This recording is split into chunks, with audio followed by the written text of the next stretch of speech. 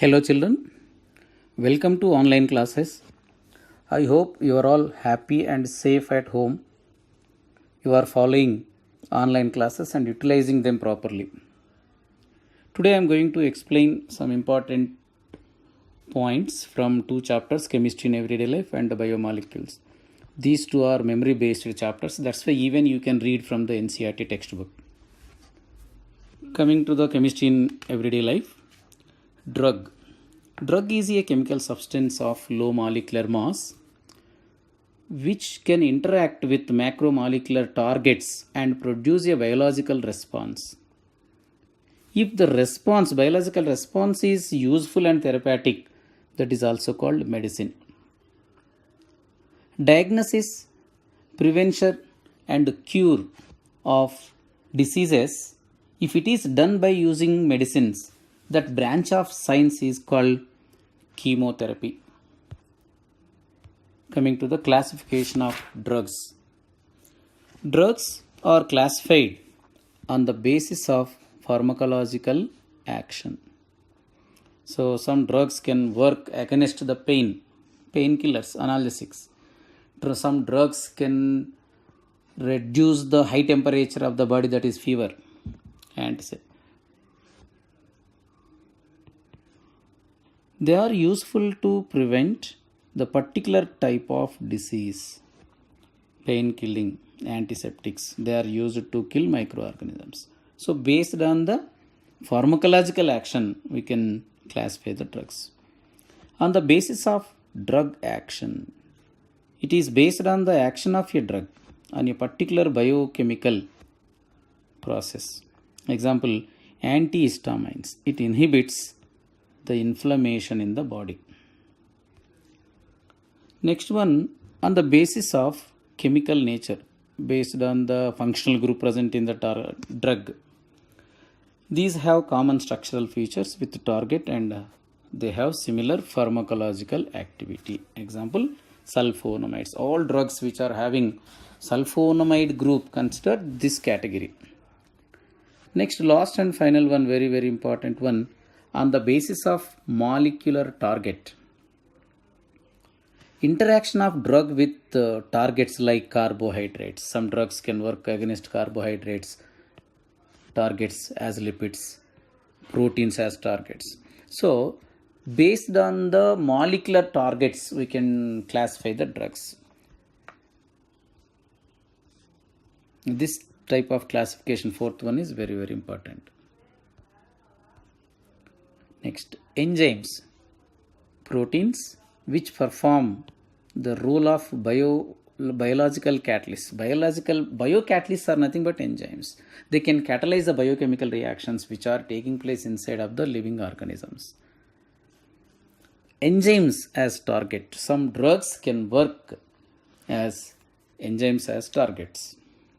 Some drugs can work as receptors as targets. So now, based on the therapeutic action, classification of drugs and with examples, antacids. The chemical substance which can reduce or which can neutralize the hyperacidity in stomach and raise the pH to some extent. Such type of chemicals are called antacids.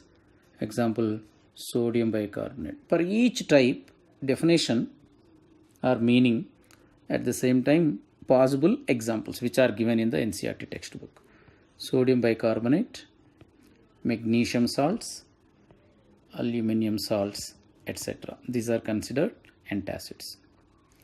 Later, they introduced some more: omeprazole, lansoprazole, ranitidine. These are all antacids.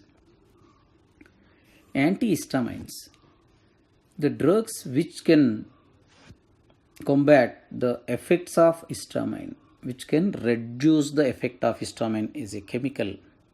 It is a chemical released by certain cells in the body during allergic action. So the drugs which can work against histamine called antihistamine. Histamine causes allergy in the body, its skin and lungs, etc. It is also responsible for nasal congestion associated with common cold and allergic response to pollen. Antihistamines neutralize the effect of histamines in the body. Example for antihistamines, you have to collect the examples, especially bromophenramine, terfenadine. Neurologically active drugs. Next one, neurologically is working on central nervous system. Tranquilizers. These are two types. Tranquilizers, analgesics are neurologically active drugs. Tranquilizers. These are used for the treatment of stress, mild or severe mental diseases like anxiety. These can relieve anxiety, stress, irritation, or hypertension, excitement. Examples to reduce the anxiety, stress, etc. Tranquilizers: chlorodiazepoxide, meprobamate, or mild tranquilizers. Equanil, this is a very important one. Equanil is used to control depression and hypertension. This is important one among tranquilizers. Analgesics, they reduce or they can remove pain without causing impairment of consciousness, mental confusion, or some other disturbances of nervous system. These are two types. Non-narcotic means non-addictive. Next to narcotic. There are some painkillers. If a patient using certain painkillers, he will be addicted to take those tablets frequently. They are narcotic drugs. Addictive analgesics. Narcotic drugs, nothing but addictive analgesics. Non-narcotic drugs, non-addictive analgesics. Aspirin and paracetamol. These are non-narcotic. If patient is using these tablets for few days, he won't ask again and again to take the aspirin and paracetamol. These are non-addictive. Aspirin inhibits the synthesis of prostaglandin, which stimulate inflammation in tissues and cause pain. In such a way, it acts as painkiller. They also reduce fever. Paracetamol can reduce the pain as well as it can reduce the high temperature of the body. So it acts as even antipyretic. It is also used in the prevention of heart attack because the aspirin is also acting as a blood thinner. It can reduce the blood clotting in the nerves. That's why the fellows who are getting heart attack will be given aspirin as first aid. Narcotic drugs. There are some analgesics, painkillers. They are addictive to the patient. Morphine, heroin, codeine belonging to narcotic analgesics. They relieve pains and produce sleep in mild doses. In high doses, they produce stupor, coma, convulsions, and ultimately even death also takes place. Morphine is obtained from opium poppy. They are used in post-operative pain, high pain disease, post-operative pain, cardiac pain, childbirth pain, etc. Next, antimicrobials. An antimicrobial destroy or prevent the development or inhibition of pathogenic action of microbes. Drug which works against microorganisms which lead to disease in the body, called microbes. So these are three types: antibiotics, antiseptics, disinfectants. The drugs which can prevent or which can destroy the microorganisms which cause to disease in the body, they are microbes.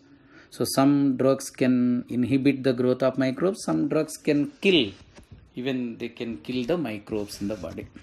These are three types: antibiotics, antiseptics, and disinfectants. Antibiotics, chemical substances which are produced by microorganisms. that inhibit the growth or that can kill the microorganisms. So chemicals which are released from certain microorganisms can kill other microorganisms. Chemicals produced from microorganisms can kill the microorganisms. This type of special chemicals are called antibiotics. Example, salvarsan, which kills the spirochetes bacteria which causes syphilis. First one. Prontosil, sulfonamide, these are other. So try to remember the examples. Antibiotics have either cidal killing effect or static. They can inhibit the growth of microbes or they can kill the microbes. Or bactericidal means they can kill. Example, bactericidal antibiotics which can kill the microbes. Penicillin, aminoglycosides, ofloxacin. These are bactericidal antibiotics. They can kill the microbes. Bacteriostatic, they can stop the growth. They can control the growth of microbes. Erythromycin, tetracycline, chloramphenicol, etc. Antibiotics which can affect both gram-positive and gram-negative, all types of bacteria. Such type of antibiotics are called broad-spectrum antibiotics. There are some types of antibiotics which can work against only one type, either gram-positive or gram-negative. Such type of antibiotics are called narrow-spectrum antibiotics. There are few antibiotics which can work only particular bacteria. They are called limited spectrum antibiotics. Next, coming to antiseptics. They are applied on the living tissues such as wounds, cuts, ulcers, diseased skin surfaces to kill the growth of microorganisms, microbes. Example for antiseptics, chloroxylenol, terpeneol, prethiones, iodine, iodoform, boric acid, etc. Disinfectants. They are applied on inanimate objects, non-living things such as floors, drainage systems, etc. Example, 0.2 to 0.4 ppm chlorine in aqueous solution. Low concentration of SO2 can act as disinfectant. 0.2% solution of phenol is antiseptic, but high concentration. 1% solution of phenol is acting as disinfectant. So antiseptic is used on living cells, but disinfectant is used on non-living objects. That is the difference. Anti-fertility drugs. These are also called birth control pills. They contain a mixture of synthetic estrogens and derivatives of progesterone. Mixture of synthetic estrogens and derivatives of progesterone present in birth control pills. Example, norethindrone, novestrol, etc. Next topic, chemicals in food. For various purposes, chemicals are used in food, like to prevent the spoilage of food. Chemicals which are added to food for their preservation, to enhance the appearance, to add nutrition values, to give colors, flavors, to give sweetness. There are some food additives. They are fat emulsifiers, stabilizing agents, etc. Artificial sweetening agents. Natural sweeteners such as sucrose add to calorie intake, and therefore many people prefer to use artificial sweeteners. So calories will be increased by the intake of certain natural sweeteners like sucrose. Especially diabetic patients are not supposed to take natural sugars. They can increase the calories. That's why artificial sweetening agents, they won't increase the calories.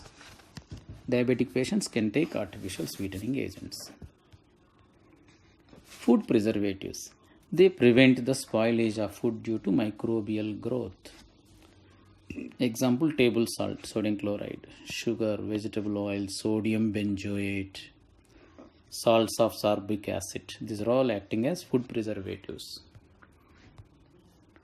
Cleaning agents, soaps. Soaps are used for the cleaning purpose are sodium or potassium salts of long chain fatty acids. Example, sodium stearate, sodium oleate, sodium palmitate. So the stearic acid, fatty acid, when it is subjected to saponification with sodium hydroxide, we can get sodium stearate. This is the chemical present in soap. Or oleic acid may be there as fatty acid. This is unsaturated fatty acid present in oils. Or palmitic acid, sodium oleate, sodium palmitate present in the soap. Synthetic detergents, they are sodium salt of sulfonated long chain alcohols or hydrocarbons. Alcohols or hydrocarbons are converted into sulfonic acids. SO3H group is sulfonic acid group.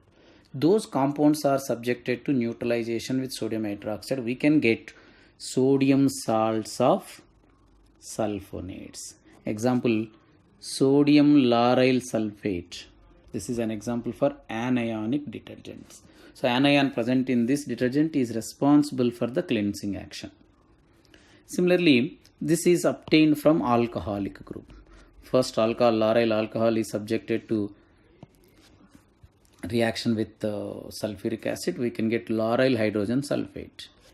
This lauryl hydrogen sulfate being acid neutralized with sodium hydroxide, we can get sodium lauryl sulfate, which acts as anionic detergents. Similarly, dodecyl benzene, when it is sulfonated, during the sulfonation by heating with sulfuric acid, we can get sulfonic acid, dodecyl benzene sulfonic acid. Here SO3H is present. When this is subjected to neutralization with sodium hydroxide, we can get sodium dodecyl benzene sulfonate. This is the chemical present in anionic detergent, SO3 minus. So this anion is responsible for the cleansing action of soap. In anionic detergents, the anionic part of molecule is involved in the cleansing action. They are used in household work, toothpaste, etc. Next to cationic detergents, they are quaternary ammonium salts of amines with acetates, chlorides or bromide ions, etc. These are all anions. Sorry, bromide is anion, the other one quaternary ammonium salt. This is called quaternary ammonium salt. This quaternary ammonium salt, for the neutralization, it takes anion. So the cation quaternary ammonium ion is responsible for the cleansing action. The cationic part contains a long hydrocarbon chain. Example, long hydrocarbon chain and positive charge on the nitrogen atom. They have germicidal properties and expensive because of the germicidal properties. Example, cetyl. This is cetyl.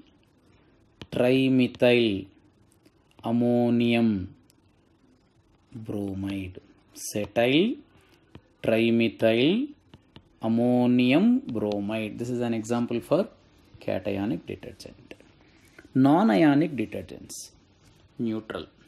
They do not contain any ion.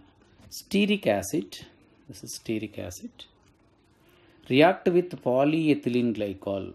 This is polyethylene glycol. Dehydration takes place, that is esterification takes place to give ester type of substance. These are used in dishwashers, liquid dishwash.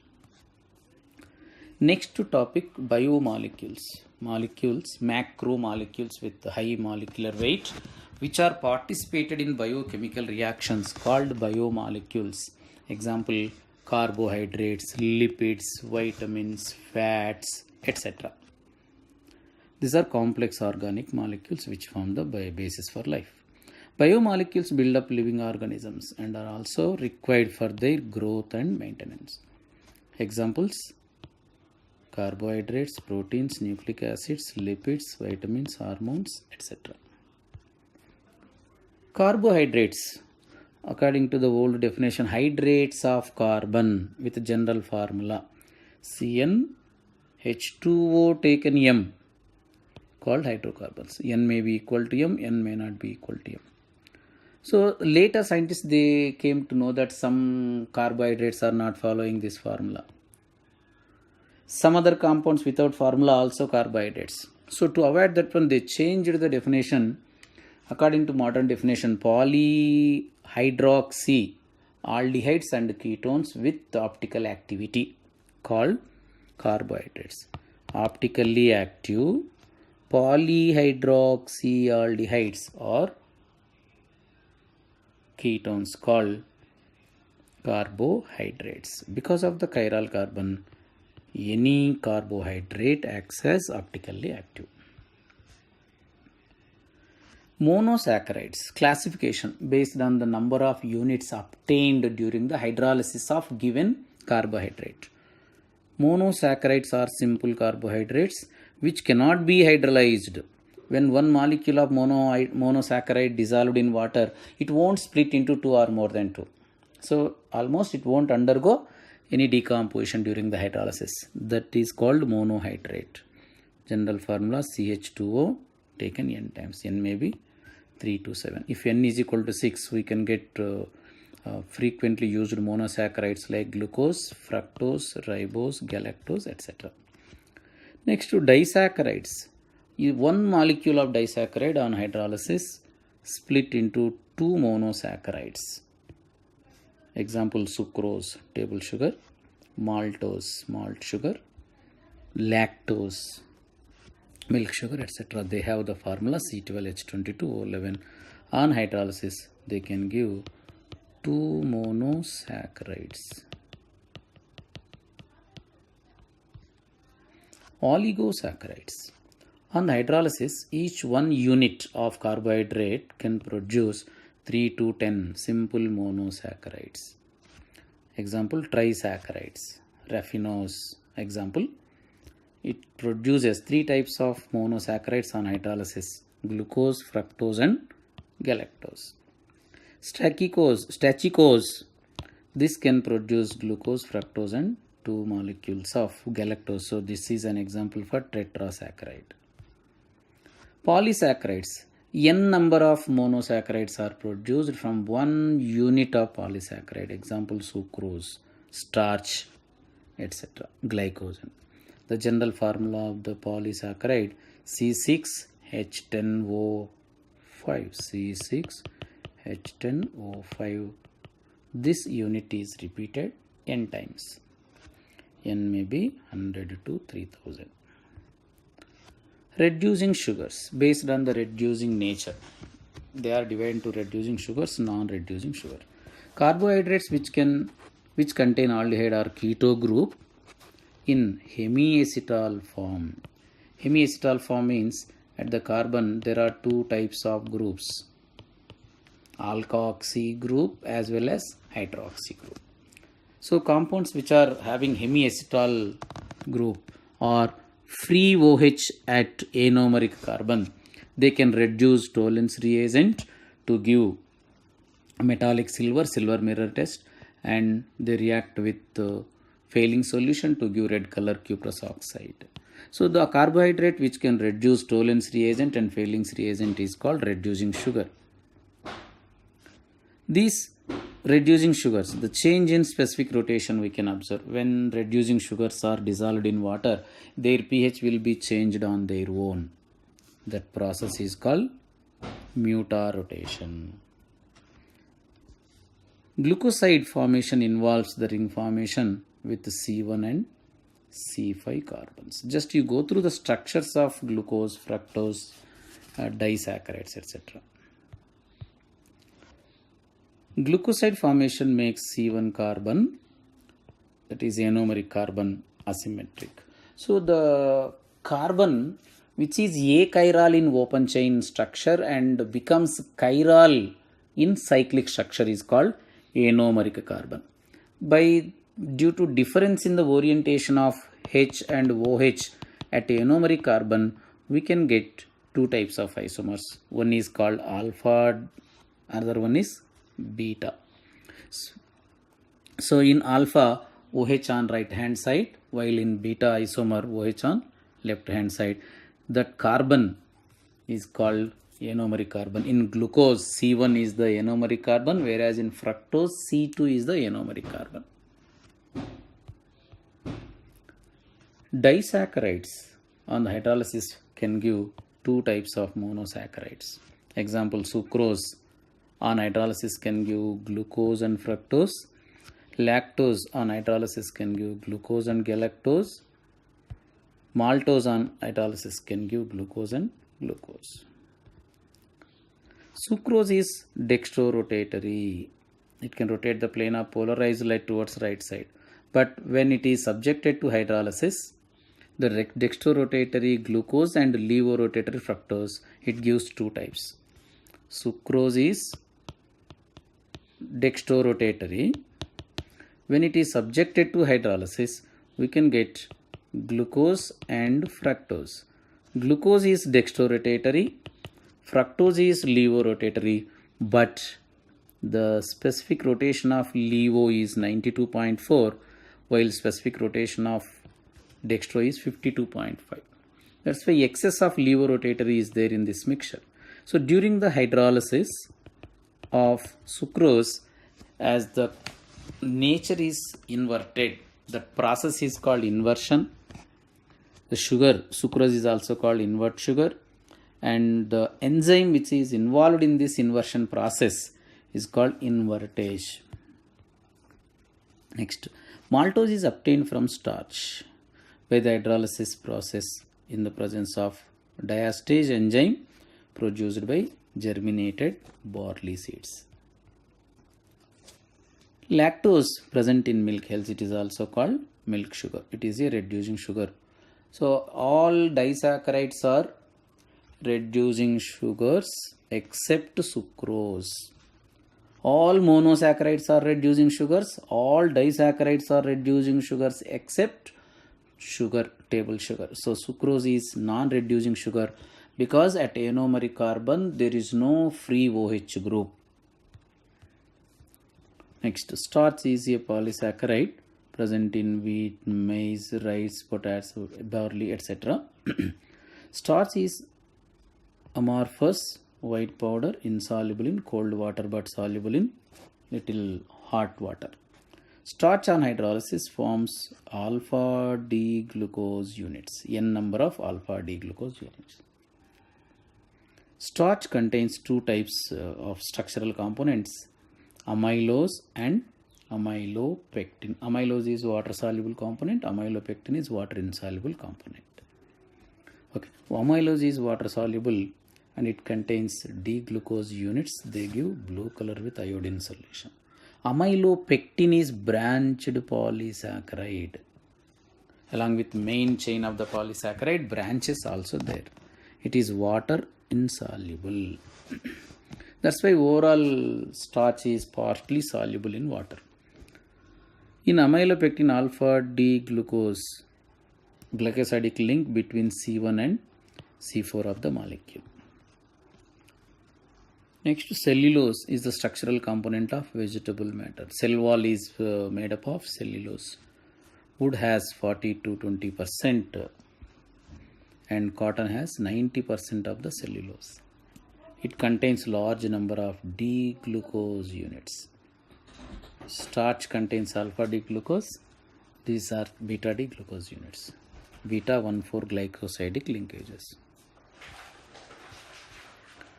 Next subtopic, proteins. Amino acids contain both amine group and carboxyl group. So that's why they are called amino acids. NH2 group, amino group, and acid group COOH, both are present. Amino acid molecules are linked by forming an amide. Any two amino acid molecules join each other through amide bond or peptide bond. Amide bond is written as CONH. This is called amide bond or peptide bond. Carboxylic acid of one molecule reacts with amino group of another molecule. So COOH reacts with NH of another one. H2O is separated, CONH bond is obtained. This is a peptide bond. Linkages between amino acids are known as peptide linkages or peptide bonds. CONH bond is peptide bond. Based on the number of amino acid molecules in peptide, they are called tripeptides, tetrapeptides, polypeptides, etc. If two amino acids join with each other through one peptide bond, that is dipeptide. If three amino acids join with one another through two peptide links, that is tripeptide. Simplest amino acid is glycine. General formula of the amino acid, alpha amino acid especially, or CHNH2COH. In place of R, if you write H, that becomes glycine, smallest amino acid which is optically inactive due to lack of chiral carbon.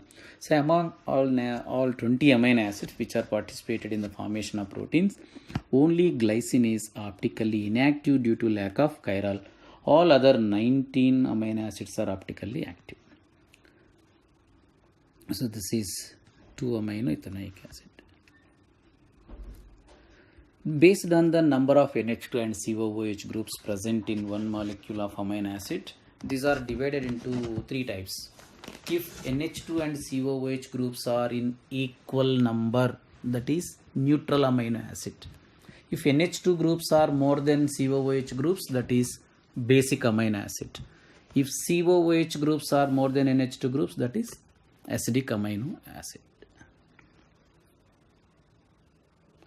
So amino acids are divided into two types based on the synthesis. Some amino acids are essential to the body. They must be given only through the diet. They are essential amino acids. 10 essential amino acids are there. Remaining 10 amino acids no need to give through the diet because they are produced in the body only. So 10 essential amino acids, 10 non-essential amino acids. Non-essential amino acids can be synthesized in the body only. That's why no need to give through the diet. In amino acid, at particular pH, since both acidic and basic groups are there, at suitable pH, what happens? H plus is migrated from COOH to NH2. Then it gives Zwitter ion or CH NH3 plus COO minus. So at a particular pH, amino acid can exist as Zwitter ion. That pH is called isoelectric point. The pH at which amino acid exists as Zwitter ion and cannot migrate towards anode or cathode during the electrolysis. That is isoelectric point. So this is amino acid. Due to transfer of H plus from COOH to NH2, we can get an ion that has both cation positive charge as well as negative charge. That is called Zwitter ion. If this is obtained at a particular pH, this pH is called isoelectric point. Each amino acid has its own characteristic isoelectric point. If this Zwitter ion, the solution containing Zwitter ion, when acid is added, when it is added to acidic solution, H plus taken by CO minus, then the amino acid exists in the form of cation. In basic solution, when the amino acid is added to basic solution, the amino acid particle can exist as anion, and during the electrolysis, this particle will be migrated towards anode.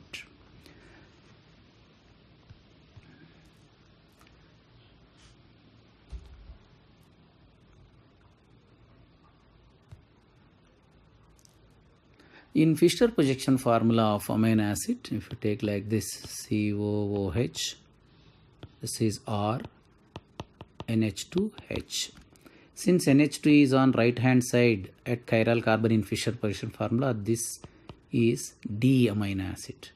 If NH2 is on left hand side, that is L amino acid. So naturally occurring amino acids are having L configuration. So when you are writing the Fischer projection formula of amino acid, NH2 should be on left hand side at chiral carbon in Fischer projection formula. Proteins are biopolymers of large number of amino acids linked through peptide bonds. So the next nucleic acids. Nucleic acids are biopolymers. These are formed by the polymerization of monomers, nucleotides. Between nucleotides, phosphodiester link. Any two nucleotides join with each other through phosphodiester link. So nucleic acids also named as polynucleotides of phosphodiester link. These are divided into two types: ribonucleic acid, deoxyribonucleic acid. DNA on hydrolysis can give deoxyribose, phosphoric acid, and nitrogen base, may be pyrimidine base or purine base. But RNA on hydrolysis produces ribose sugar moiety, phosphoric acid, and pyrimidine and purine bases. Purines and pyrimidines, there are purines are two types: adenine and guanine. Pyrimidines, nitrogen bases. Pyrimidines are three types: cytosine, uracil, and thymine. In RNA, thymine is absent, while in DNA, uracil is absent. Each nucleotide is a deoxyribonucleotide. It consists of pentose sugar, deoxyribose sugar. At second position, oxygen is removed from ribose, and a phosphate and nitrogen base. Nucleotide without phosphate is known as nucleoside. So nucleotide is a trimer which is formed by the combination of nitrogen base, sugar moiety, and phosphate.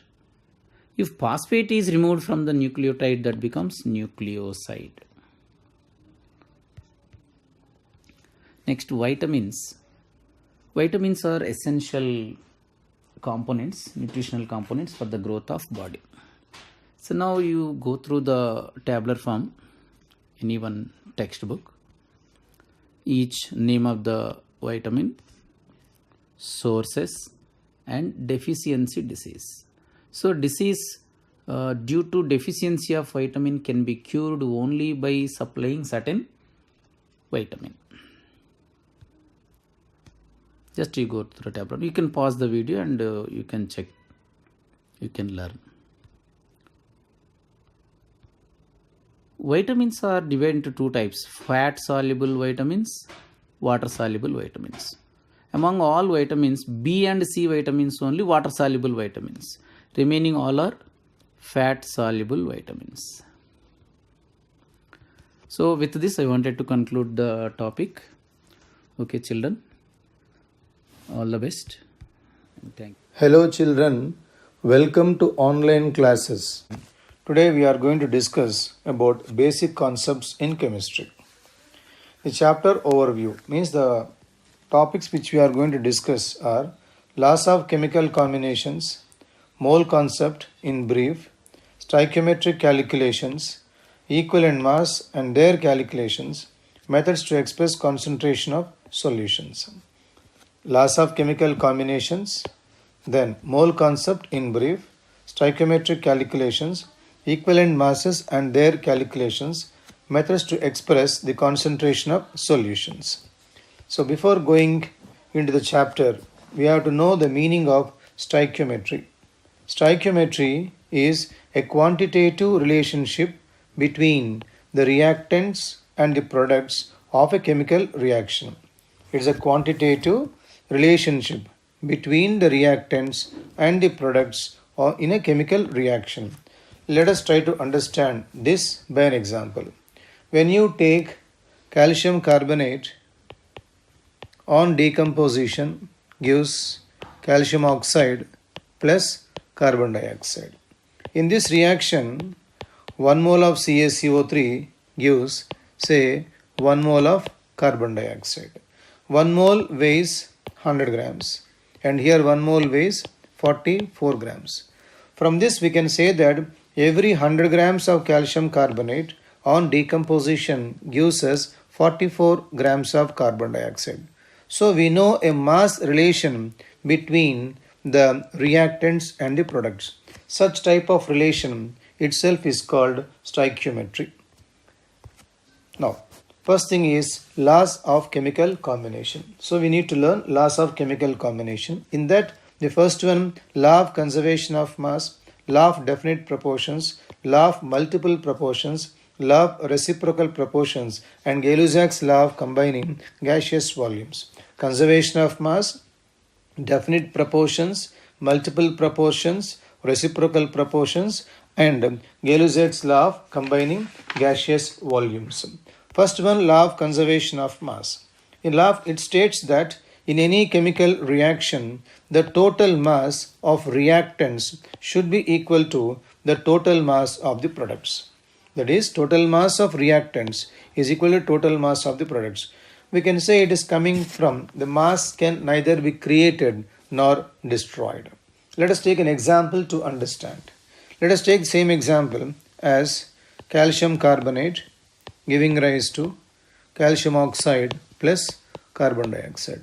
In this reaction, 1 mole of calcium carbonate is giving us 1 mole of calcium oxide and then 1 mole of carbon dioxide.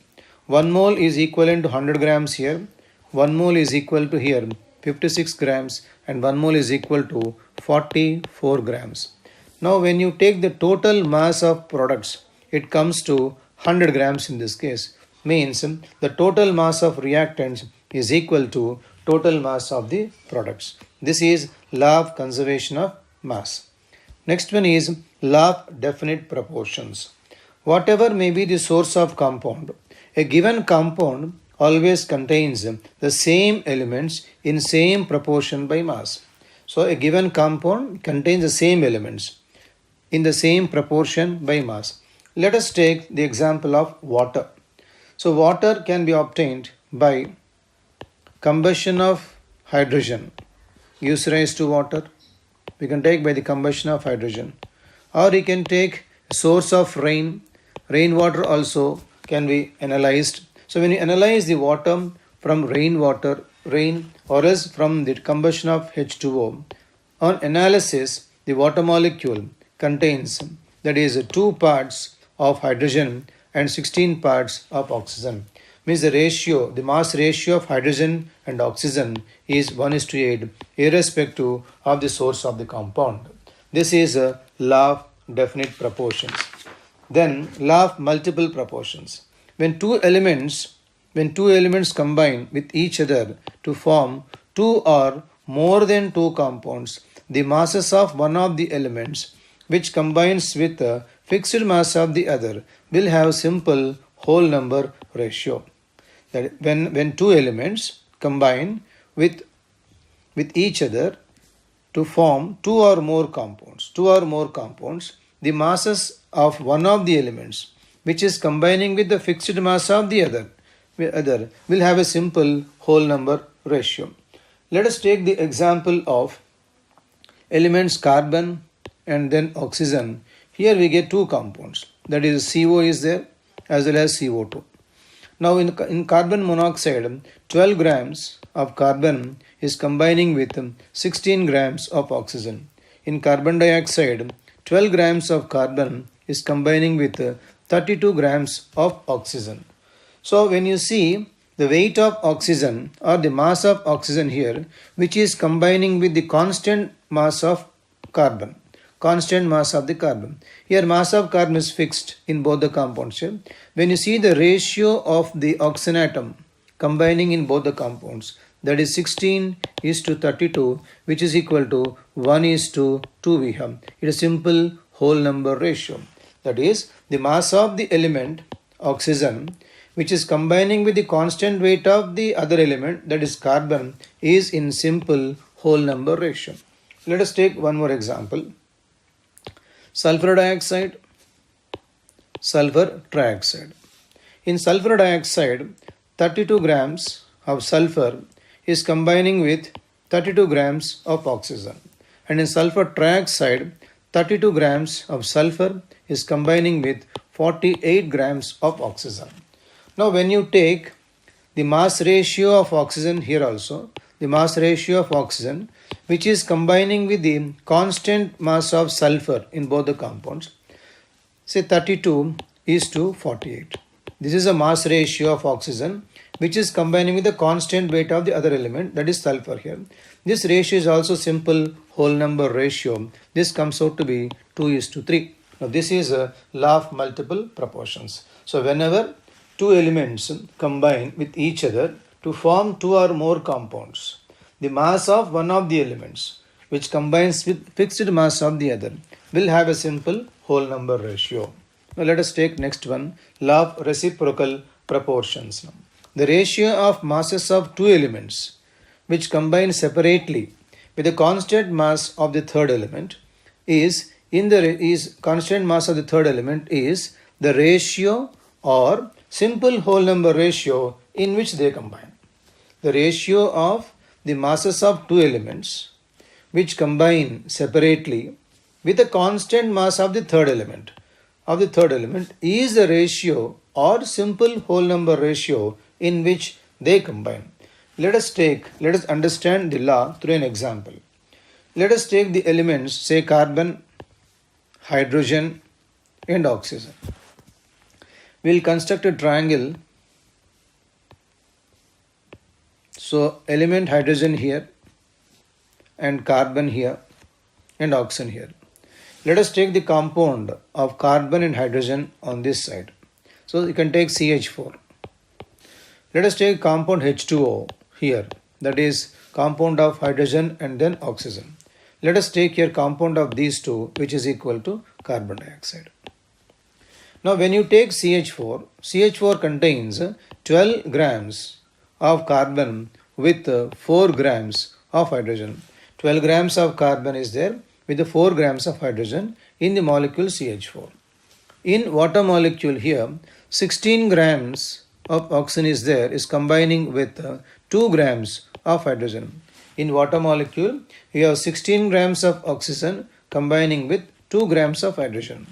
Now, according to reciprocal proportions, the ratio of the masses of the two elements, the ratio of the masses of these two elements which combine with hydrogen, you should take here constant mass of the third element. The third element is hydrogen, its mass must be fixed. In these two cases, the mass is 4 grams with CH4 and 2 grams with water.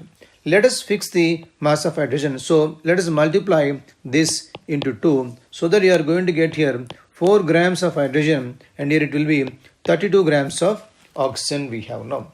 So the ratio of the masses of carbon and then oxygen which are combining with the constant weight of hydrogen. Constant weight of hydrogen is equal to 4 grams here.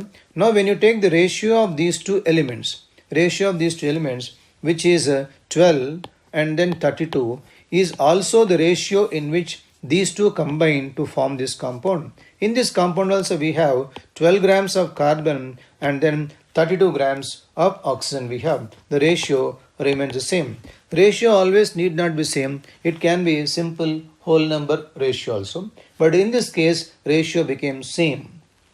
That is, the ratio of masses of the two elements, say carbon and oxygen here, which are combining with the constant mass of hydrogen, is the ratio in which they combine to form a compound or a simple whole number ratio. So it can be the same ratio or it can be even simple whole number ratio also. Now next one, Gay-Lussac's law of combining gaseous volumes. This is applicable only for gaseous components. Whenever gases react with each other, they do so in volume which have a simple whole number ratio to one another and the volumes of the products. So they have a simple whole number ratio to one another as well as to volumes of the products also.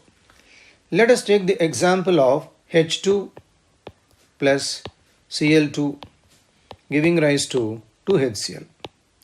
In this reaction, 1 mole of H2 and then 1 mole of chlorine is giving us say 2 moles of HCl. 2 moles of HCl. If all of them are gaseous components, and we know that 1 mole occupies 22.4 liters. So this is now 22.4 liters. This is also 22.4 liters. This is now 2 into 22.4 liters. So the volume ratio will be equal to 1:2 then now. The ratio, that is they are having simple whole number ratio 1:1:2. Similarly, when you take nitrogen plus hydrogen to form ammonia, here the simple whole number ratio will be 1:3:2 we have. So 1:3:2 is also a simple whole number ratio. So whenever gases react with each other, they do so in volumes which have a simple whole number ratio to one another and the volumes of the products. One another means H2 and Cl2 and products means HCl we have. In this case N2 and H2 and then NH3 we have. This is Gay-Lussac's law of combining gaseous volumes. With this we have completed laws of chemical combination. Next we are moving towards a meaning of atomic mass, molecular mass and molar mass of a substance.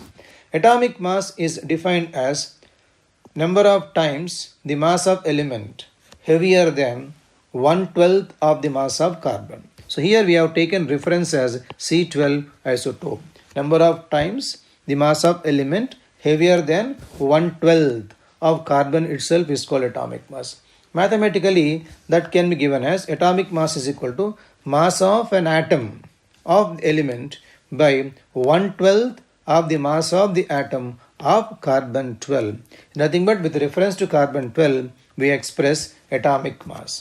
Suppose we have different isotopes for a given element. In such a case, in the case of elements with isotopes here, the average atomic mass of the element is the weighted average of atomic masses of different isotopes. In the case of isotopes here, the average atomic mass of the element is the weighted average of atomic masses of the different isotopes. So mathematically we can say summation of atomic mass of the isotope into relative abundance of that isotope. Summation of atomic mass of an isotope into relative abundance of the isotope. Let us take an example to understand this. You consider chlorine isotopes. Chlorine has two stable isotopes, chlorine 35 as well as chlorine 37 we have. Chlorine 35, the natural abundance of chlorine 35 is 75% and abundance of chlorine 37 is 25% we have. Now the average atomic mass of chlorine is taken as the isotopic mass, that is 35, into its natural abundance, that is 75 by 100, plus isotopic mass of second isotope 37 into its percentage of abundance. This value comes to be equal to 35.5 we have. This is taken as atomic mass of the chlorine. That is, it is equal to atomic mass of an isotope into relative abundance of that isotope. Relative abundance means here 25% and then 75% of chlorine in this case we have. Next one, that is the molecular mass of the substance. The definition goes similar as that of atomic mass. It is fundamentally defined as the number of times the mass of a molecule heavier than 1/12 of carbon. Number of times the mass of element heavier than 1/12 of C12. Mathematically, it is a mass of the molecule of the substance, mass of molecule of the substance by 1/12 of the carbon 12 isotope we have. And then comes the meaning of gram molecular mass. Gram molecular mass, if you are expressing, say, molecular mass of a compound in grams, the quantity itself is known as 1 gram molecular mass. 1 gram molecular mass means we need to take molecular mass of a substance in grams. Then comes meaning of mole. Mole is the amount of substance which contains Avogadro's number of atoms or molecules or ions or any other fundamental particles is called mole. So mole is the amount of substance which contains Avogadro number of atoms or molecules or ion or any other fundamental particles. This is the meaning of mole. Then comes meaning of gram atomic mass and gram molecular mass. Suppose when you take the example of sodium hydroxide, its molecular mass is 40. When we take the mass of the substance in grams, which is numerically equal to its molecular mass, this mass of the substance is called mole of a substance, also called here gram molecular mass, also called gram molecular mass. So gram molecular mass means the mass, atomic mass. Gram molecular mass means the molecular mass of substance expressed in terms of grams is equivalent to 1 gram molecular mass and also known as 1 mole of the substance. Here one point should be clear to us, that is the difference between molecular mass, then molar mass, then molecules mass. When you say molecular mass of a substance, it is a relative mass expressed with respect to C12. That is called molecular mass of a substance. When you say molar mass of substance, it is the mass of 1 mole. It is mass of 1 mole. Mass of 1 mole itself is called molar mass of the substance, and normally we express this in terms of the grams. When you say molecules mass means the absolute mass of a molecule itself is called molecules mass. This can be obtained by dividing molar mass by Avogadro's number. This can be obtained by dividing molar mass by Avogadro's number. This is equal to molar mass by N. Avogadro's number, you are going to get the molecules mass of a substance. So molecular mass means it is the relative mass expressed with respect to carbon 12. Molar mass means mass of 1 mole of substance, and molecules mass means the absolute mass of a molecule, which can be obtained by dividing molar mass of the substance by Avogadro's number. That is going to give us absolute mass of a substance. Now comes Avogadro's law. Under similar conditions, identical conditions of temperature and pressure, equal volumes of all gases contain equal number of molecules. Under similar conditions of temperature and pressure, equal volumes of all gases contain equal number of molecules. And when you take 1 mole of any substance at STP, 1 mole of any gas at STP, it always occupies 22.4 liters. And when you say 1 mole, it also contains Avogadro number of molecules in that. Therefore, 1 mole of any gas at STP occupies 22.4 liters and also contains Avogadro's number of molecules in this. Let us take an example of this type. Say helium gas, then oxygen, then ozone gas.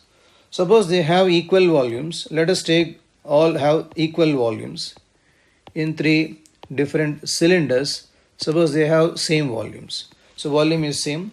Let us keep the temperature also same, means volume is V for all of them. So volume is same. Temperature is kept as T. All have same temperature, absolute temperature. Let us suppose you are maintaining same pressure also. Now according to Avogadro's law, all these three gases will have equal number of molecules. If helium has X molecules, then oxygen will be having X molecules only. Ozone also has X molecules. So means the molecules ratio will be equal to 1:1:1. But when we see the atoms ratio in the three systems will not be equal to 1:1:3, because helium molecule contains only one atom in this, whereas oxygen molecule contains two atoms. So it is going to have 2x atoms here, and ozone molecule contains 3 atoms. Therefore, total number of atoms are 3x here, and you are going to get here 1x atoms in the case of helium. So ratio of the atoms will be equal to 1:2:3. So Avogadro's law says the molecules are equal, but not the atoms are equal when volumes are equal. So equal volumes of all gases contain equal number of molecules, but not equal number of the atoms. The atoms are depending upon the atomicity of the molecules. Then comes the stoichiometric calculations. The stoichiometric calculations mainly deal with the quantitative relationship between the reactants and products. In stoichiometric calculations, we are dealing with the quantitative relation between the reactants and products. A balanced chemical equation gives a quantitative information regarding the amounts of reactants used up and products formed in terms of moles, mass, as well as volume. So there are three types of categories we have. A balanced chemical reaction gives a quantitative information regarding the amounts of reactants used up and the products formed in terms of moles, mass, as well as the volume. And there are of three types. Mass relationship type of problems we have, mass volume type of problems we have, and volume type of problems we have. Altogether three types we have. Now let us consider mass relationship type of problems. Here mass of the one of the components of reaction mixture will be given, and they will ask us mass of the other component of the reaction mixture. So means the mass of one of the components in the reaction mixture is given, and they will ask us mass of the other component of the reaction mixture. Means, say for example, say calcium carbonate, simple reaction to understand. Calcium carbonate gives rise to calcium oxide plus carbon dioxide. So 1 mole of CaCO3 gives us 1 mole of CO2. That is 100 grams CaCO3 gives rise to 44 grams of carbon dioxide we have. Now from this we have a mass relation between the reactants and products now. So they may ask us 10 grams of CaCO3 gives us how much amount of carbon dioxide gas. On multiplication, cross multiplication, we can get the answer as 4.4 grams. Such type of problems are dealt in the mass relationship type. Means they are going to give us mass of one of the components, and they are going to ask us mass of the other components of the reaction. Now when it comes to mass volume relationship type of problems, here they are going to give us mass of one of the components of reaction. They will ask us volume of the other component of the reaction mixture. Let us take the same reaction. Say for example, calcium carbonate giving rise to calcium oxide plus carbon dioxide. In this reaction, we know that already 100 grams of calcium carbonate gives rise to 44 grams of carbon dioxide, that is 1 mole of carbon dioxide. And we know 1 mole at STP conditions occupies 22.4 liters.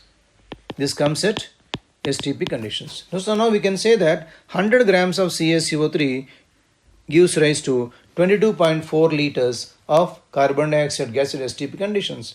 They may ask us 10 grams of CaCO3 gives us how much amount of carbon dioxide gas. On cross multiplication, you are going to get it is equal to 2.24 liters. That is, in this type of problems, they are going to give us mass of one of the components of reaction mixture and ask us volume of the other component in the reaction mixture. They are said to be volume and mass relationship type of problems.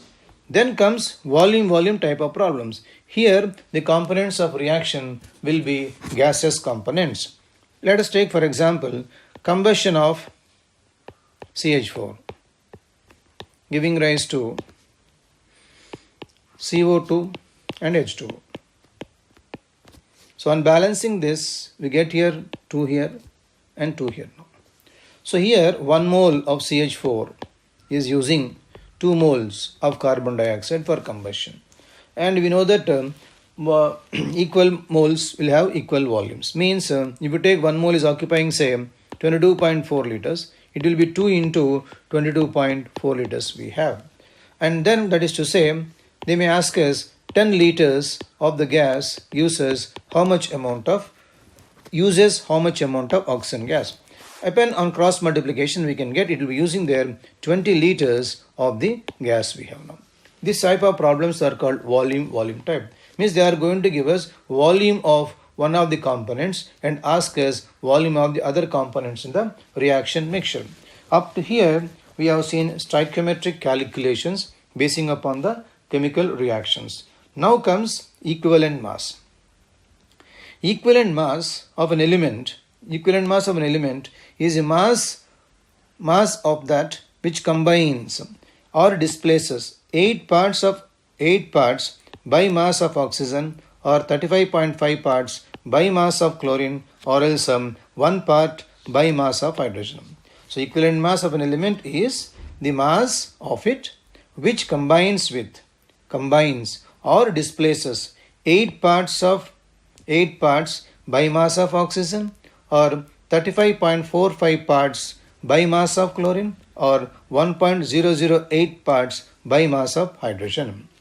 Now let us see the meaning of gram equivalent mass. Gram equivalent mass means amount of the substance in grams which is numerically equal to equivalent mass. Amount of substance in grams which is numerically equal to its equivalent mass. Say for example oxygen equivalent mass is 8.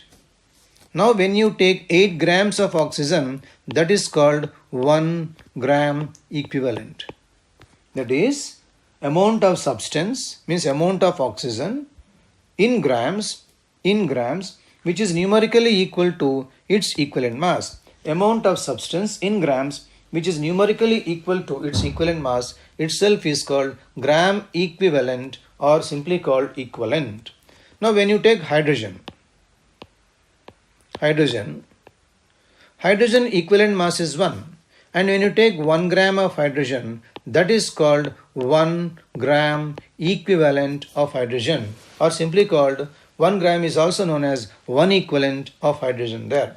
Chlorine 35.5 grams itself is called equivalent of chlorine. Now there are some elements having variable valencies. In such cases the elements will not have same equivalent mass in all the compounds. So same element can have different equivalent masses also depending upon the valencies. Let us take for example H2S, SO2, SO3. Now we are discussing the equivalent mass of sulfur in all the 3 compounds. If we take the first compound, 2 grams of hydrogen is combining with 32 grams of sulfur. Second compound, 32 grams of sulfur combining with 32 grams of oxygen. Third one, 32 grams of sulfur combining with 48 grams of oxygen we have. Now by definition, mass of the element which combines with 1 gram of hydrogen is defined as its equivalent mass. So 32 grams is combining with 2 grams. That implies we can say 16 grams is going to combine with 1 gram of hydrogen. Hence 16 can be called as equivalent mass of sulfur. In the second compound, 32 grams combines with 32 grams of oxygen. So with respect to oxygen, we can take equivalent mass of the element as mass of the element which combines with 8 grams of oxygen. So here 8 grams of oxygen means here we are going to get again 8 also here. So now in this case 8 grams we are going to get now. Then comes sulfur trioxide. 32 grams of sulfur is combining with 48 grams of oxygen.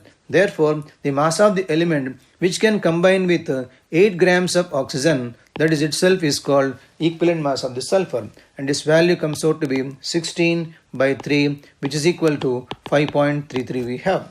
So the same element sulfur is having different equivalent masses in different compounds. It is actually depending upon the valencies. When you take the first compound here, H2S, atomic mass is 32 and valency of sulfur in the compound is 2. 32 by 2 we got here as 16. In second compound, atomic mass is 32 and valency in the compound is also 4 here. So it is 8 is equal to, that 32 by 4 became equal to 8. In the third compound, atomic mass is 32 and valency is equal to 6. 32 by 6 which became equal to 5.33 we have. So we can conclude that a formula as for equivalent mass of the element can be taken as atomic mass by valency. That is equivalent mass is equal to atomic mass by valency here. So in first compound 32 by 2, 16, then by 4, 8, by 6, 5.33 you are going to get. So the equivalent mass of an element need not be same. It actually depends upon the valency. When valencies are different, same element can have even different equivalent masses there. Then comes methods to find the equivalent masses of various elements. There are three main methods: oxide method, chloride method, and hydrogen displacement method we have. The oxide method, the chloride method, and hydrogen displacement method. Let us take first the oxide method. In the oxide method of determination, a known mass of the element is converted into its oxide and the mass of oxide formed is determined. So a known mass of the element is taken, you are converting the known mass of the element into corresponding oxide here now, and the mass of oxide formed is determined. From this mass of the element which is combining with 8 grams of oxygen can be calculated, which itself is equal to its equivalent mass. From this, we can find out the mass of the element which is combining with 8 grams of oxygen, and that is equal to equivalent mass of the element. Let us take the calculation part here. Suppose mass of the element, say mass of element, or say mass of metal is equal to x grams. Mass of metal oxide is equal to say y grams. Then comes mass of oxygen. Mass of oxygen will be equal to metal oxide minus metal, use mass of oxygen. Metal oxide minus metal, use mass of oxygen here. So therefore in this compound y minus x grams of oxygen is combining with x grams of metal. Now by definition, the mass of the metal which can combine with 8 grams of oxygen itself is called, 8 grams of oxygen itself is called equivalent mass. So here we should take 8 grams of oxygen. The mass of the metal which combines 8 grams itself is called. So therefore, this we can get in this way, that is to say 8 into x by y minus x we have. So here x is the mass of the metal, is the mass of the oxygen with which the metal combines, into 8 is the equivalent mass of the oxygen. So therefore we can take like this: mass of the element by mass of the oxygen, that is with which the element combines, into 8 gives rise to equivalent mass. Say for example 1.2 grams of magnesium combines with 0.78 grams of oxygen, giving some oxide here. Then what is the equivalent mass of the magnesium? Try to see the formula. It's mass of the element by mass of oxygen. They are given mass of the element as 1.2, mass of the oxygen as 0.78. So 1.2 by 0.78 into 8 which is equal to 12.3. So 12.3 itself is the equivalent mass of the magnesium, and method is said to be oxide method we have. Then comes chloride method. In chloride method, a similar way only, a known mass of element is converted into its chloride. The mass of chloride formed is determined. From the mass of the chloride, from the mass of the element which combines with 35.5 grams of chlorine, we can calculate equivalent mass. That is, in chloride method, a known mass of element is converted to its chloride. The mass of chloride formed is determined, and from this, the mass of element combining with 35.5 grams of chlorine can be determined itself is equal to equivalent mass. That's to say, same process we can do in this case also. That is, mass of metal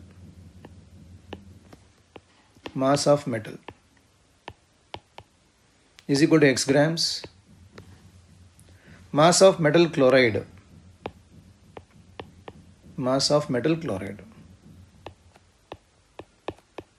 is equal to y grams. Mass of chlorine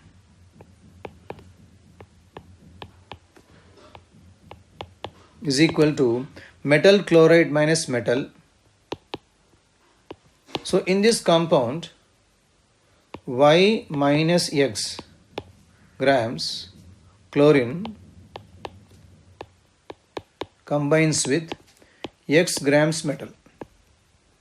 Now by definition, mass of the metal which combines with 35.5 grams of chlorine. So therefore, 35.5 grams of chlorine is with how much amount of the metal you have? Means 35.5 into x by y minus x we have. Means again it is mass of the metal by mass of the chlorine with which metal combines into 35.5. That gives us the equivalent mass of element in the chloride method. Let's take the example. The formula comes mass of the metal by mass of the chlorine into 35.5. An example, a chloride of metal contains 25% chlorine. Then what is the equivalent mass? When you say it contains 25% chlorine, means you have there 75% of metal is present. So mass of the metal is equal to 75 grams then now. So mass of the element is 75 grams. Mass of the chlorine is 25 grams into 35.45. That gives rise to 106. So 106 is the equivalent mass of the element in the chloride method you have. Then comes hydrogen displacement method. So in this method, certain mass of the metal is made to react with excess of dilute acid. A known mass of the metal is made to react with the excess of dilute acid, and hydrogen is displaced. The displaced hydrogen is measured. From this we can calculate the equivalent mass. So again formula remains in similar way. The mass of the element by the mass of hydrogen gas displaced into 1. 1 is the equivalent mass of hydrogen. Mass of the element by mass of hydrogen displaced into 1. That gives rise to say equivalent mass of the element. Say for example, 63 grams of some metal, say displacing 2 grams of hydrogen. 2 grams of hydrogen. 2 grams of hydrogen with some acid. Now what is the equivalent mass of the metal? Now equivalent mass is equal to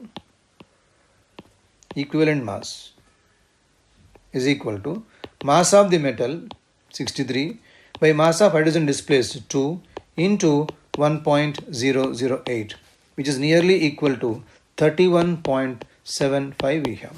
This is now equivalent mass of the element which is displacing 2 grams of hydrogen which displaces 2 grams of hydrogen. That is 63 grams displaces 2 grams of hydrogen. This is the hydrogen displacement method you have. Then comes meaning of equivalent volume. What is the meaning of equivalent volume? Equivalent volume means the volume of 1 gram equivalent of a gas. 1 gram equivalent of a gas volume means, for example, let us take hydrogen. Hydrogen equivalent mass is 1 and molar mass is 2. This implies 2 grams of hydrogen, 2 grams of hydrogen occupies 22.4 liters. Now here equivalent volume means the volume of 1 gram equivalent, and hydrogen equivalent mass is 1. Therefore 1 gram of hydrogen occupies how much volume? That is 11.2. So 11.2 itself is called equivalent volume of hydrogen. Suppose you take oxygen, its equivalent mass is 8, and then molar mass is 32. Means this implies 32 grams of oxygen occupies 22.4 liters. Now volume of 1 gram equivalent, 8 grams occupies how much? The value comes out to be 5.6. So 5.6 is called equivalent volume of oxygen. So equivalent volume means the volume of 1 gram equivalent of a gas is said to be equivalent volume. Now equivalent masses of various compounds, that is acids, bases, salts, then redox reagents and ions or the radicals we can say. The various formulas we are going to discuss in this one. Equivalent mass of various compounds.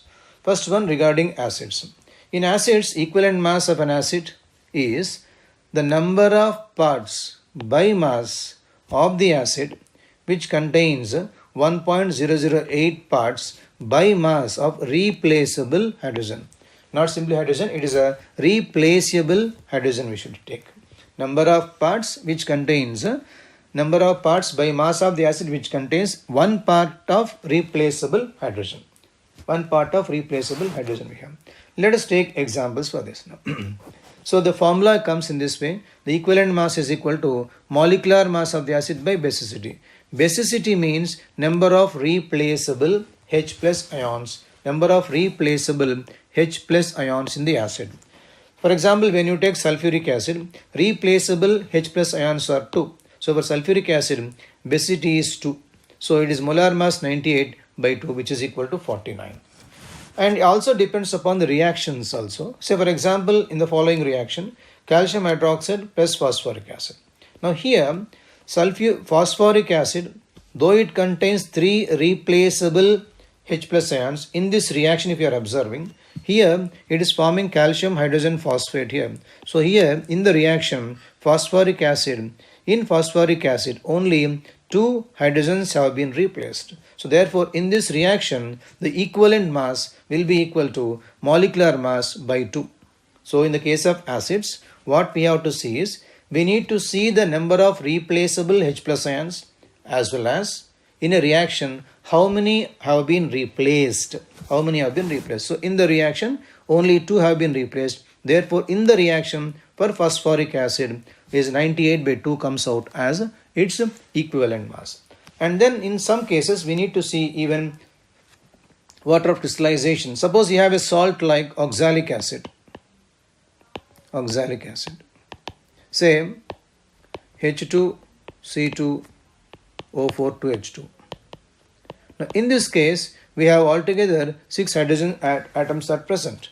But when a compound contains water of crystallization, we should not count hydrogens which are present in water of crystallization. So for oxalic acid, the equivalent mass will be equal to molecular mass 126 by it should be equal to 2 here, but not by 6 included this one. So you should exclude hydrogen atoms which are present in water of crystallization. So which has come to be 63 in the case of oxalic acid. So for all acids, what we have to see is number of replaceable H plus ions, and if they involve in reaction, number of replaced hydrogen atoms, and in the case of hydrated salts, don't include hydrogens in the water of crystallization. Then comes equivalent mass of bases now. For a base, equivalent mass is the number of parts by mass of a base which combines with one equivalent of the acid.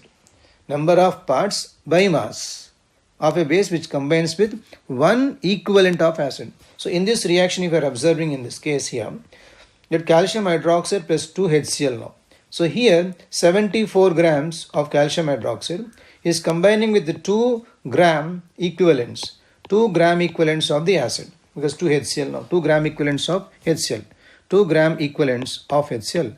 Now the mass of the base which reacts with 1 gram equivalent of an acid itself is called its equivalent mass. So therefore in this case the equivalent mass of calcium hydroxide will be equal to 74 by 2 comes here now. And then here the 2 itself is called, that is number of hydroxyl groups is called acidity in the case of the base. So formula can be taken as molecular mass by acidity there now. Number of replaceable, suppose when you take compound like aluminum hydroxide, in this case this will be equal to molecular mass by, it comes to 3, because there are 3 hydroxyl groups, it can react with altogether 3 equivalents of the acid. So acidity is the number of hydroxyl groups present, or else number of equivalents of acid with which a base reacts itself is called acidity there now. This is regarding bases. Then comes salts. In the case of salt, is the molecular mass of the salt by total number of positive, or you can take total number of negative charges. Say for example, sodium sulfate, it's a total number of positive or total number of negative charges. Let us take the equivalent mass of sodium sulfate, molecular mass divided by 2. The 2 is because if you take sodium sulfate here, you have 2 Na plus and then SO4 minus 2 we have. There are 2 positive charges. Each ion has plus 1, but there are 2 such ions. So total number of positive charges are 2 in this case. And sulfate ion is only one, has a 2 negative charge. So you can take total number of positive charges, total number of negative charges is equal to 2, but don't consider sign here. Consider only the magnitude of the charges here. So it is 142 by 2 now. Now let us take one more example. Suppose you have taken a compound like say Al2 SO4 taken thrice now.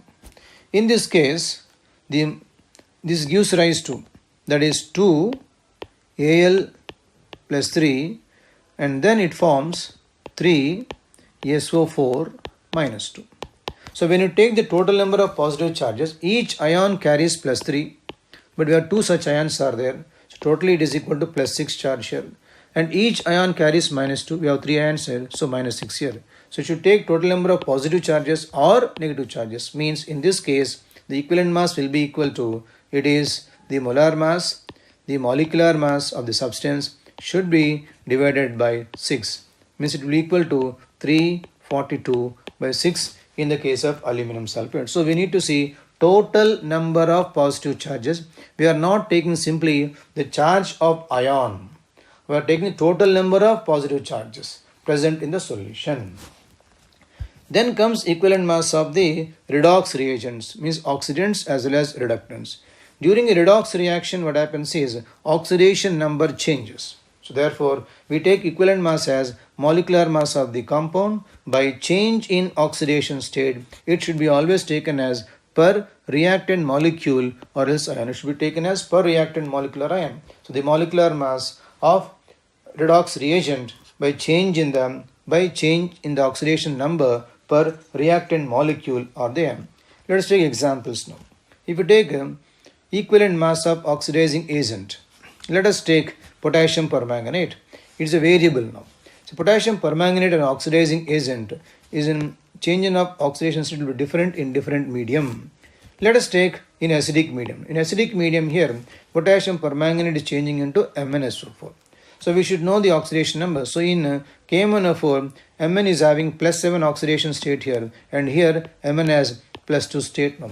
Difference between these two is equal to, that is 5. So therefore, equivalent mass is equal to molecular mass of potassium permanganate divided by 5. Molecular mass is 158 by 5. This 5 is nothing but change in the oxidation state itself is 5. Therefore 31 1.5. So in acidic medium, potassium permanganate changing into MnSO4. So change in oxidation number is 5. Therefore it is taken as molecular mass by 5. Let us take same compound in basic medium. In basic medium, the same compound potassium permanganate now changes into K2MnO4. Changes into K2MnO4.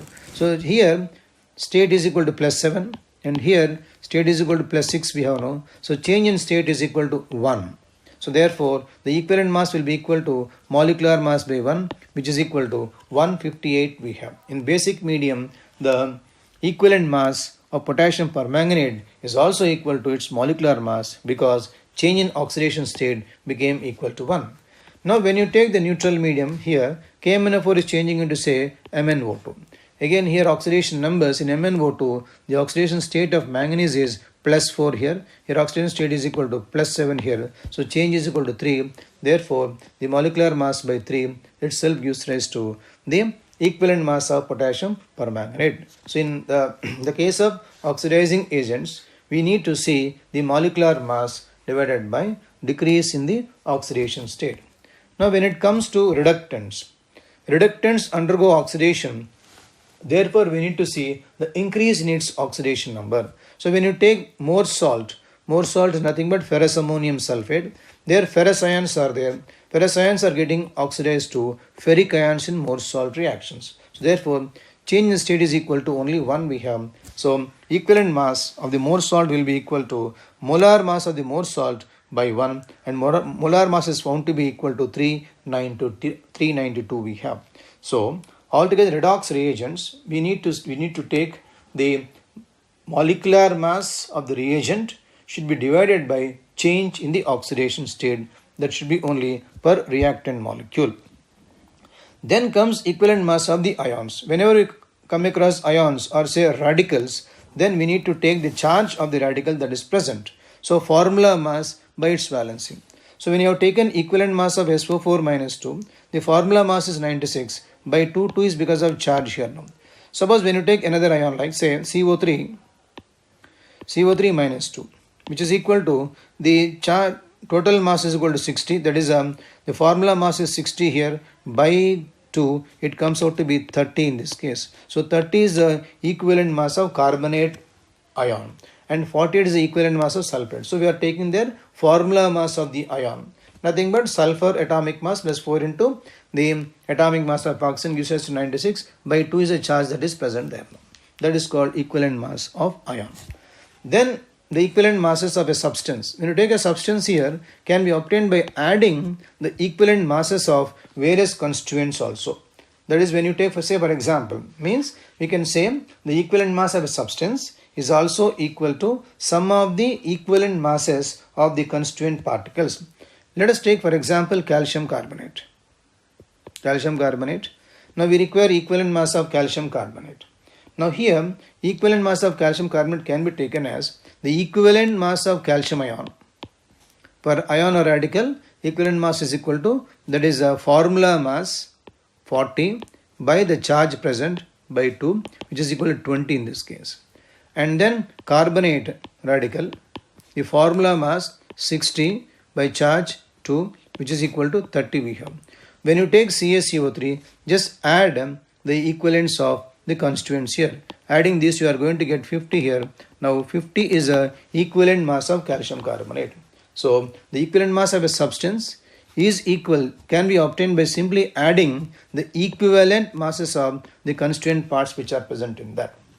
And constituent parts means we need to take the formula mass by the charge of the ion. Just add those two. Then you are going to get the equivalent mass of the compound. Then one more thing, the equivalent mass can be obtained even from Faraday's laws of electrolysis also, and where the equivalent mass is defined as, it can be defined as the mass of substance deposited when 1 Faraday of charge is passed. 1 Faraday is nothing but equal to charge present on 96,500 coulombs, or you can say 1 mole of electrons. Let us take an example like this. Suppose you have a silver ion solution. So we have silver ions in a solution. When we pass here 1 mole of electrons, 1 mole electrons, that is nothing but we are passing 1 Faraday of charge. 1 Faraday of charge, 1 Faraday of charge. Then you are going to get here 1 mole of silver. Because each ion requires 1 electron. we are passing 1 mole of electrons, so you are going to get 1 mole of silver, which is also equal to 108 grams. Now when you take copper ion solution, and here if you are passing same 1 mole of electrons here, means say 1 Faraday of charge here. Each copper ion requires 2 electrons. Each copper ion requires 2 electrons. So if you pass here 2 moles, you are going to get 1 mole of copper. Since we are passing only 1 mole here, you are going to get here half a mole. This will be equal to half mole of copper, which is equal to 63.5 by 2, which is equal to 31.75 we have. 31.75. Now here, this 31.75 and 108 are nothing but the equivalent masses of these two metals only. That is, it's equivalent to atomic mass by valency, atomic mass by valency we have. So it can be defined as, equivalent mass can be defined as the mass of substance deposited when you are passing 1 mole of electrons, nothing but 1 Faraday of charge. Then comes the last part, methods to express the concentration of solutions. There are different methods to express concentration of solutions. That is a parts per million, normality, molarity. We have molality also, and then mole fraction, and molality is also present. Parts per million, it is in ppm parts per million. It's a parts of a substance present in 10 to the power of 6 parts of the 10 to the power of 6 parts of mass by bulk, means number of parts present in 1 million parts of a substance itself is called parts per million. Say for example, 1 gram of substance is say present in 10 power 6 grams of solution. That is said to be having a concentration of 1 ppm. 1 gram is present in 10 power 6 grams of a solution. That is said to have a concentration equal to 1 ppm there. So number of parts present in 1 million parts of a solution itself is called parts per billion. Then comes normality. Normality is defined as number of gram equivalents of solute present in 1 liter solution.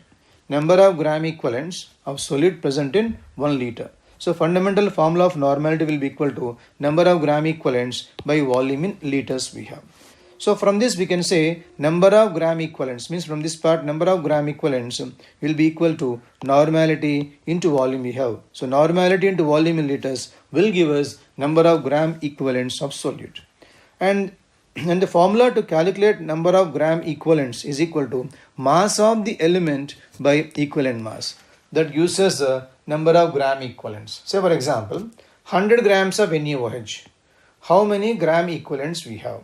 Mass of the element, mass of the compound is 100, and then its equivalent mass is 40. So 2.5. So 100 grams of NaOH will have 2.5 gram equivalents of the substance. So number of gram equivalents of a solute is equal to normality into volume in liters. And to get number of gram equivalents, we require mass of the compound or mass of the element divided by equivalent mass of the compound or element. So therefore, from this we can find out the number of gram equivalents. So after finding out number of gram equivalents, then you can find out the normality, because normality is defined as number of gram equivalents in 1 liter solution. Therefore, the formula of normality will be equal to mass of solute by equivalent mass. Means up to here you are going to get number of gram equivalents of solid present in 1 liter itself is called normality. So mass of solute by equivalent mass, the mass of solute in 1 liter by equivalent mass itself gives normality. And the mass of solute, means from this formula we can get mass of solute also, is equal to normality of solution into equivalent mass. So normal and equivalent mass gives rise to mass of solute. So for example, what is the mass of NaOH present in a liter solution of 0.2 normal strength? So they have given normality, they have given volume. We require what is the mass of solute present. So mass of solute present is equal to normality into equivalent mass. Normality is given as 0.2 and equivalent mass of NaOH is equal to 40, 0.2 into 40, therefore 8. That is regarding normality. Then comes during dilution. During dilution means here, whenever we dilute a solution, means for example you have two solutions. Let us take HCl here. A solution of normality say N1 and say volume V1. And then suppose we add water for this, adding water for this. It gets diluted. On dilution, the concentration changes. Let us suppose that the new solution has a normality equal to N2. Volume has been changed to say V2 for us now. When you are adding water here, the number of equivalents of solute which is present is not changing. Because amount of solid is not changing, therefore number of equivalents also will not change. So then we have a relation like number of equivalents of solute can be equated, and number of equivalents formula is equal to normality into volume itself gives number of equivalents. Hence equating these two we can get the principle of dilution. So N1 V1 will be equal to N2 V2. So we can find out what is the final normality of the solution by adding the known quantity of the water. This is regarding dilution principle. Then comes mixture. Suppose you take two solutions, that is solution A and say solution B you have taken there, of normality N1, volume V1, normality N2, volume V2. We mixed these two and then we prepared another solution now. Now we require normality of this final solution now. Use the fundamental principle, normality is equal to gram equivalents of solute by total volume of solution. Gram equivalents is given by N1 into V1. So N1 into V1 gives the number of gram equivalents of the first solution, and N2 into V2 gives rise to number of gram equivalents in second solution. We are mixing these two, therefore total number of gram equivalents will be equal to N1 V1 plus N2 V2. So here total equivalents we know, and then total volume of entire solution, because fundamental formula is total number of gram equivalents by total volume. So the normality of the mixture can be given by total number of gram equivalents, means N1 V1 plus you can take N2 V2 by the total volume. This gives rise to the normality of the mixture. So total number of equivalents by total volume gives rise to number of gram equivalents. Let us take an example for this. Suppose you have mixed 50 ml to normal solution of HCl to 150 cc of 5 normal HCl. We are mixing two solutions, 50 cc of 2 normal and 150 cc of 5 normal. So the basic formula is what? Should find out total gram equivalents, means 50 into 2 plus 150 into 2. 50 into 2. 50 into 2 is the number of equivalents, number of milli equivalents in solution 1. 150 into 2 will be number of milli equivalents solution 2. So 50 into 2, 50 into 2 is equal to, total volume is equal to 50 plus 150. So normality of the mixture will be equal to 50 into 2 plus 50 into 5, 150 into 5 here, sorry, 150 into 5, 750 by total volume. This gives us the normality of the mixture. So N1 V1 we can take like this, N1 V1, N1 V1 plus N2 V2. We mixed both the components, therefore it is equal to V1 plus V2. This gives the normality of the mixture. Then comes molarity. Molarity is defined as number of gram moles of solute present in 1 liter solution. Number of gram moles present in 1 liter solution. Then comes how to get the number of gram moles. So gram moles is given as mass of the substance, mass by molar mass. Itself gives number of gram moles now. So now formula for molarity will be equal to mass of substance by molecule. So up to here you are going to get number of gram moles. So number of gram moles and volume 1 liter. So number of gram moles in liter solution gives rise to molarity. Now relation between the molarity and normality. So normality is given as molarity into N factor. N factor means here, suppose when you take HCl, N factor will be equal to 1, means for all acids, N factor will be equal to number of replaceable H plus ions. So for acids when you take HCl, N factor is equal to 1. For H2SO4, N factor is equal to 2 for this. And when you take the bases, N factor will be equal to number of hydroxyl groups. If it comes out to be redox reagents, then N factor will be equal to change in oxidation state. So N factor for all acids will be equal to basicity. N factor for all bases will be equal to acidity. N factor for redox reagents will be equal to change in the oxidation state we have. There's a relation between the molarity and normality we have. Then comes the molality. It is defined as number of gram moles of solute present in 1 kilogram of solvent here.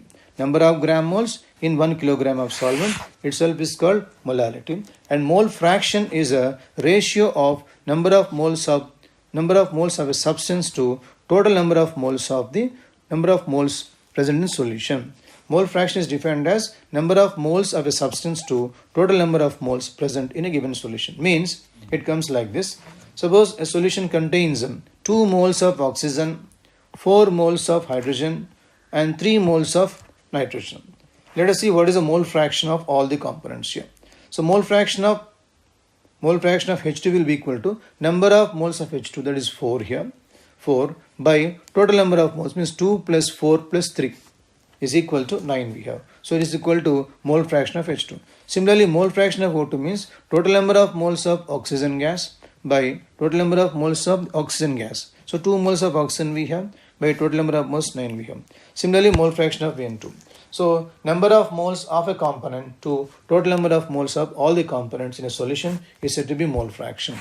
Now in a solution containing liquids, the mole fraction of a components can be calculated by calculating the number of moles of solute and the number of moles of solvent. So we can get the mole fraction of a solution or mole fraction of individual components by knowing the number of moles of solute and the number of moles of solvent.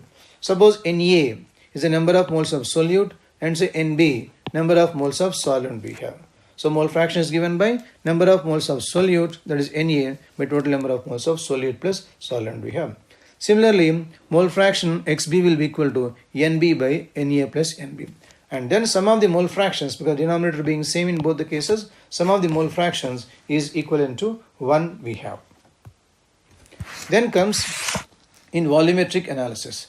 In volumetric analysis, basing on the law of chemical equivalence. Law of chemical equivalence means substances react always in the ratio of their gram equivalents. Itself is called law of chemical equivalence. So whenever two substances react, they always react in the ratio of equivalents. So whenever acid or base or oxidant reductant react completely, then number of equivalents must be equated. That is to say, number of equivalents is given by the formula normality into volume. So N into V is equated in both the cases. This is a principle while solving the problems basing upon the volumetric analysis. Thank you.